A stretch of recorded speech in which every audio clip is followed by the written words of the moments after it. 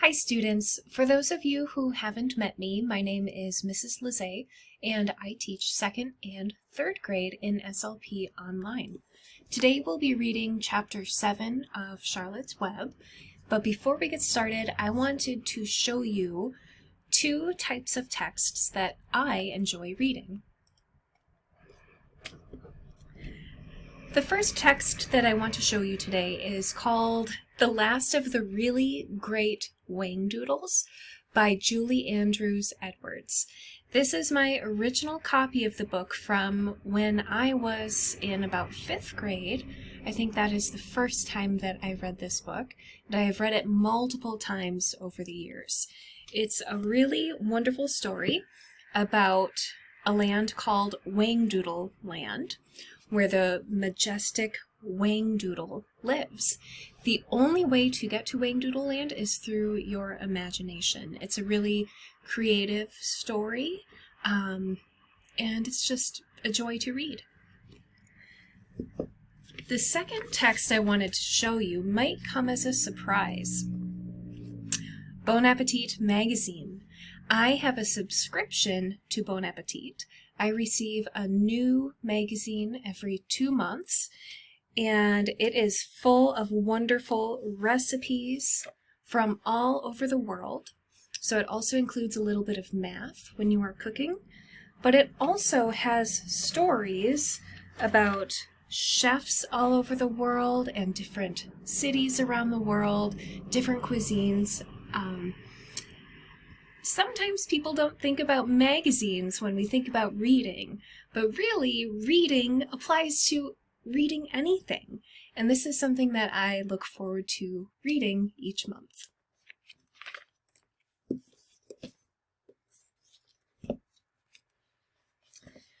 Today we're reading Chapter 7, Bad News. Wilbur liked Charlotte better and better each day. Her campaign against insects seemed sensible and useful. Hardly anybody around the farm had a good word to say for a fly. I'm going to zoom in so you can read along with me. Flies spent their time pestering others. The cows hated them. The horses detested them. The sheep loathed them. Mr. and Mrs. Zuckerman were always complaining about them and putting up screens. Wilbur admired the way Charlotte managed. He was particularly glad that she always put her victim to sleep before eating it. "It's really thoughtful of you to do that, Charlotte," he said. "Yes," she said in her sweet, musical voice. "I always give them an anesthetic so they won't feel pain. It's a little service I throw in." As the days went by, Wilbur grew and grew. He ate 3 big meals a day. He spent long hours lying on his side, half asleep, dreaming pleasant dreams. He enjoyed good health, and he gained a lot of weight. One afternoon, when Fern was sitting on her stool, the oldest sheep walked into the barn and stopped to pay a call on Wilbur. "Hello," she said. "Seems to me you're putting on weight." "Yes, I guess I am," replied Wilbur. "At my age, it's a good idea to keep gaining." "Oh, just the same, I don't envy you," said the old sheep. "You know why they're fattening you up, don't you?" "No," said Wilbur. "Well, I don't like to spread bad news," said the sheep, "but they're fattening you up because they're going to kill you, that's why." "They're going to what?" screamed Wilbur. Fern grew rigid on her stool. "Kill you, turn you into smoked bacon and ham," continued the old sheep. "Almost all young pigs get murdered by the farmer as the real cold weather sets in. There's a regular conspiracy around here to kill you at Christmas time. Everybody is in the plot. Lurvy, Zuckerman, even John Arable." "Mr. Arable?" sobbed Wilbur. "Fern's father?" "Certainly. When a pig is to be butchered, everybody helps.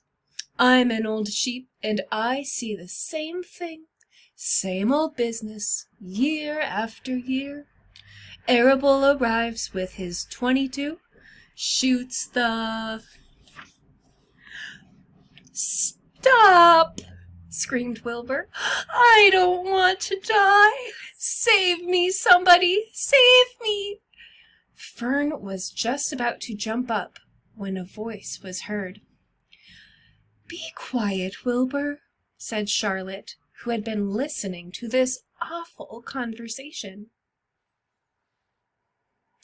"I can't be quiet," screamed Wilbur, racing up and down. "I don't want to be killed. I don't want to die. Is it true what the old sheep says, Charlotte? Is it true they are going to kill me when the cold weather comes?" "Well," said the spider, plucking thoughtfully at her web, "the old sheep has been around this barn a long time. She has seen many a spring pig come and go. If she says they plan to kill you, I'm sure it's true. It's also the dirtiest trick I've ever heard of. What people don't think of." Wilbur burst into tears. "I don't want to die," he moaned. "I want to stay alive right here in my comfortable manure pile with all of my friends. I want to breathe the beautiful air and lie in the beautiful sun." "You're certainly making a beautiful noise," snapped the old sheep.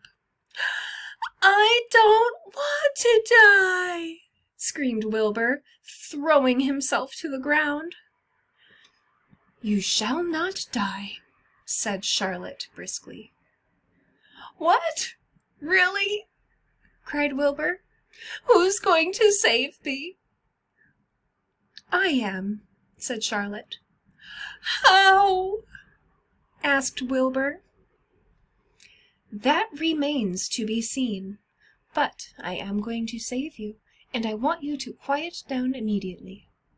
You're carrying on in a childish way. Stop your crying. I can't stand hysterics."